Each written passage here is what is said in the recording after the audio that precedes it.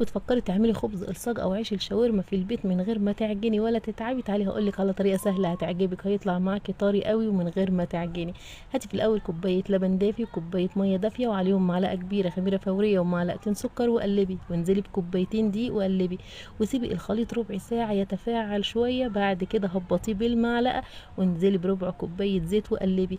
بعدها على طول كوبايتين دقيق ومعلقه صغيره بيكنج باودر ورشه ملح وقلبي، وبكده العجينه بقت جاهزه معانا وكله تقليب بالمعلقه.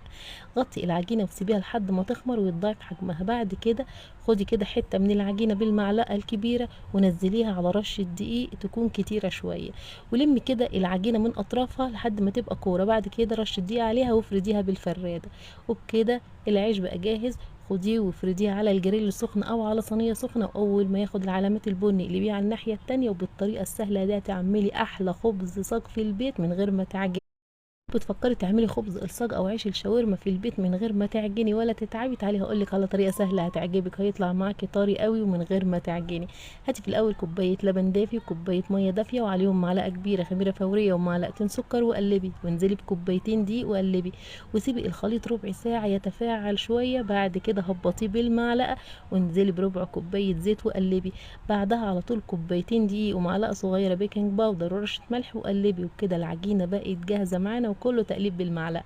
غطي العجينه وسيبيها لحد ما تخمر ويتضاعف حجمها. بعد كده خدي كده حته من العجينه بالمعلقه الكبيره ونزليها على رشه دقيق تكون كتيره شويه، ولمي كده العجينه من اطرافها لحد ما تبقى كوره. بعد كده رشه دقيق عليها وافرديها بالفراده، وبكده العيش بقى جاهز.